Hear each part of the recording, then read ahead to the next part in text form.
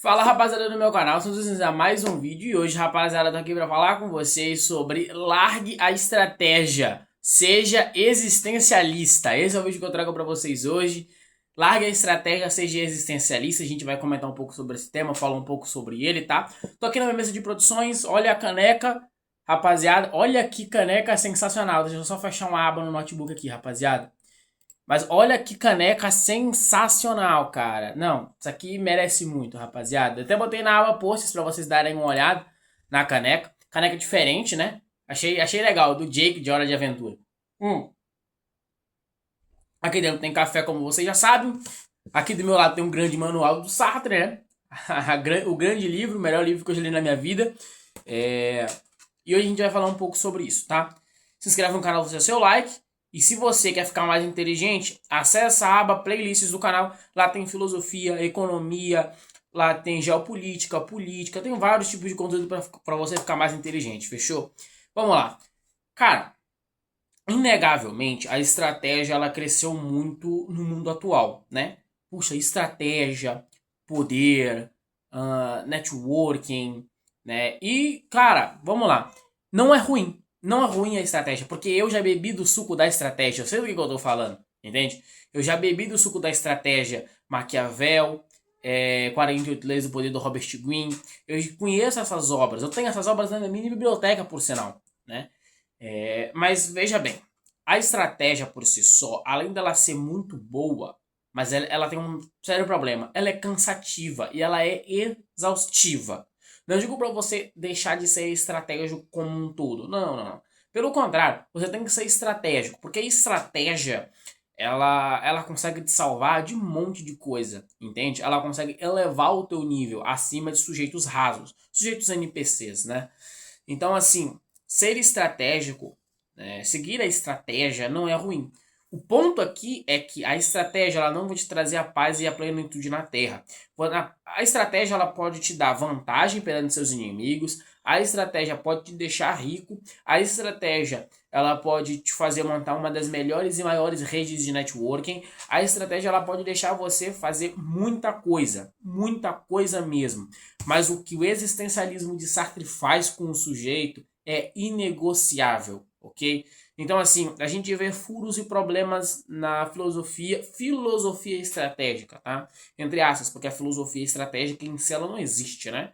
É um termo. Ser estrategista é um termo, né?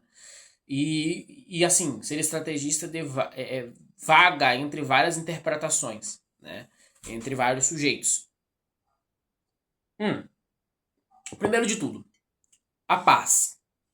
Eu não sei qual é teu objetivo, qual é a tua meta, o que que tu busca, o que que tu almeja, eu não faço ideia, tá? Assim como você não sabe os meus. Mas quase todo ser humano que tem autoconsciência de si mesmo, se você tá nesse vídeo é porque você tem autoconsciência de si mesmo, você viu a thumb do vídeo, você achou o tema legal, você clicou no vídeo, você pulou o anúncio, se apareceu o anúncio, você tá aqui me assistindo agora, ouvindo eu falar, com 3 minutos e 30 segundos de câmera. Então você é autoconsciente, né?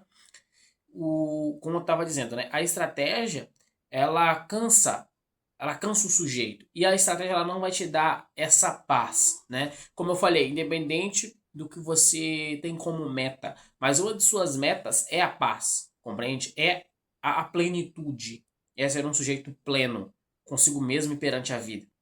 Né? A estratégia é muito pelo contrário, a estratégia ela pode te deixar afobado, ela pode te deixar neurótico, né?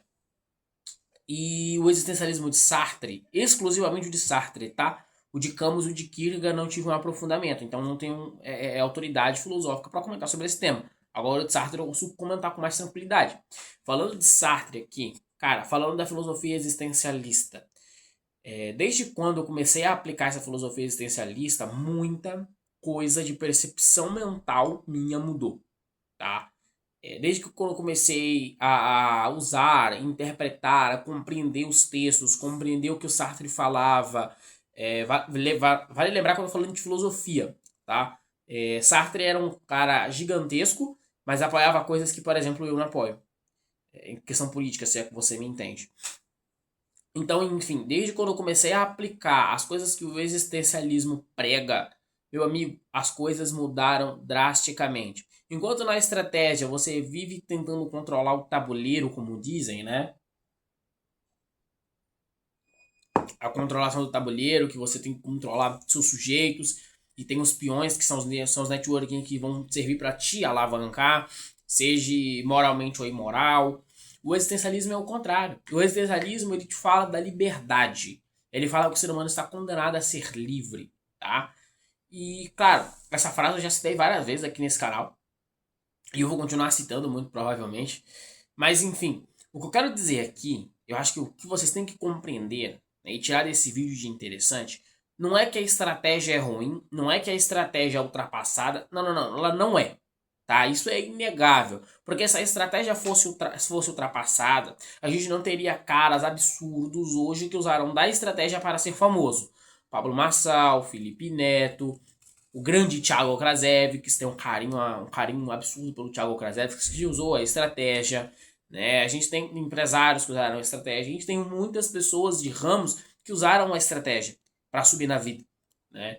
Só que, de certa forma, a estratégia ela te tira um preço, né? Ela te dá muita coisa, uma vantagem perante seus inimigos, mas nada é só dado, né? O que acontece em troca? O que acontece em troca é que você às vezes fica mais afadigado, tem um pico de exaustão, compreende? Coisa que o existencialismo por si só não acontece, tá? Não acontece. Você é totalmente responsável por tudo que acontece com você e pelos seus sentimentos. Quer um exemplo? Eu te dou um exemplo. A gente vai conversar um pouquinho também sobre. Vamos falar de emoções. Eu acho que é um bom exemplo para vocês. Cara, emoções, tá?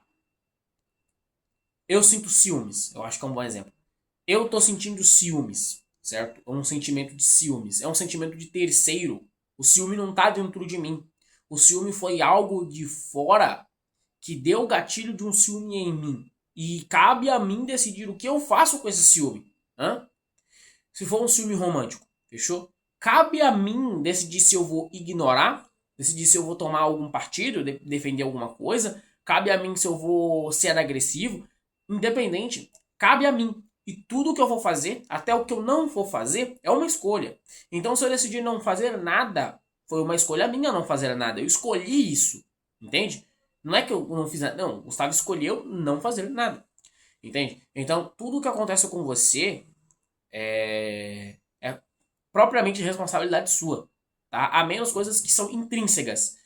Sua cor de pele, onde você mora, onde você nasceu. Essas coisas são intrínsegas no sujeito. Não tem como você vir lá e culpar ou falar que você foi responsável por isso. Não, você não foi. São coisas do acaso, pela mera coincidência que isso aconteceu. Né? Mas sentimentos de terceiros e etc. Você é puramente responsável desse tipo de coisa. Entende? Outro exemplo. Se algo quebra, tá? Tem um mouse aqui. Se esse mouse aqui quebra, e eu quebro o mouse, e depois de 2 dias mais ou menos eu sinto saudade do mouse. Eu vou dar 2 exemplos, daí vou dar mais um. E eu sinto saudade do mouse. Eu sou responsável ou eu vou culpar um terceiro, né? Vou culpar. Às vezes eu posso ir lá e culpar, não, eu tava com raiva, culpa é da raiva, não sei o que. Não, não, não. A culpa não é da raiva. Entende? A culpa é minha. Eu que tomei a decisão. Agora, pegando outro exemplo, o mesmo exemplo que eu dei em relação a ciúmes, a gente troca para relações da raiva, né?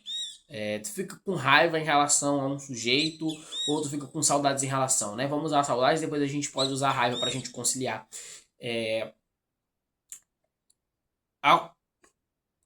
Acontece um relacionamento, certo? Eu acho que vale esse exemplo. Acontece um relacionamento, ele acaba, e depois você sente saudade. E foi você que terminou o relacionamento. E você sente saudade disso. Você coloca a culpa em quê? A culpa é sua. Se você sente saudade sobre isso. Entende? Na verdade, o que tem que ser feito é nem ficar se autodepreciando na saudade. Porque, opa, não faz sentido algum. Se eu tomei a escolha, independente de como estava a circunstância no momento, foi uma escolha minha, pessoal minha. Né? Então isso me afeta, isso me coloca onde exatamente eu estou. Isso é o existencialismo. compreende? E é uma filosofia que, querendo ou não, ela vai purificando o sujeito, a alma e etc. de uma forma diferente, tá? Vocês estão ouvindo aí bem TV, o passarinho tá gritando aqui que eu tô gravando perto da janela. Se você gostar desse vídeo.